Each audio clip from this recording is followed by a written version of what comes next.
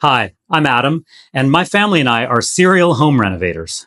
Hi, I'm Hale, and I'm an architect and builder. Adam and I talk a lot about making mistakes in construction. It's easy to make mistakes. So we built a product called Bevel to help protect you on your journey. And today we're going to talk about a really important part of the process, the bid and award process. So Hale, what's a bid and what's award? So the bid is the set of documents you're going to send to contractors to solicit a quote. The award is the actual selection of the contractor you're going to use. And what do you send out?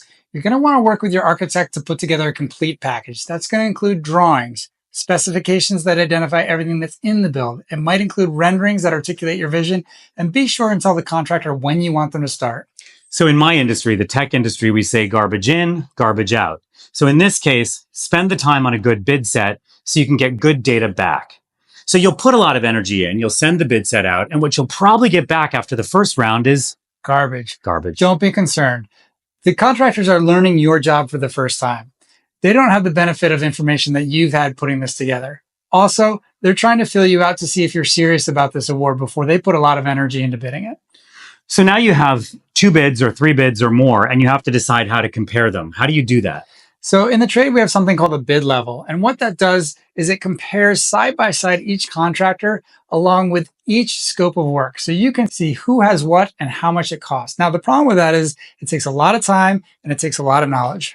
So we've built a tool using AI that helps you do it very quickly. You just upload the bid set, you upload the 3 or however many bids you have, and we use AI to tell you what's in the bids, what's not in the bids, and how they compare to one another. We even give you comments you can send back to the contractor for more information. That kicks off round 2. And in round 2, you'll usually get what back? Something that's much tighter. So now the contractors are understanding the scope of work. It also might be a lot more expensive. Don't be concerned, that's natural, but it is a good time to work with your architect and identify if it is within your budget. Maybe there's some things that are just a little out of reach for you. Maybe that plumbing package is too expensive, or maybe that lighting package is too expensive, but now's the right time to work with your architect and get this thing on budget. What you don't want to do is accept a bid that is too low because it's missing scope. You're going to pay for that one way or another later, and it's out of your budget. It'll be a real problem. So you send back the comments from the second round, and you get your next round of comments back, and that third round is called? We like to call it the best and last. You've heard of FOMO. Well, your contractor doesn't want to miss out on this award. So by signaling that this is their last opportunity to bid, it's going to force them to be competitive and sharpen their pencil. Great. Now you get back 3 bids that are probably pretty complete and ready to go. How do you choose? So this is really hard. If you've done the bid level well, you have the benefit of seeing what the cost and the scope is. Those are the first 2 things you're going to look for.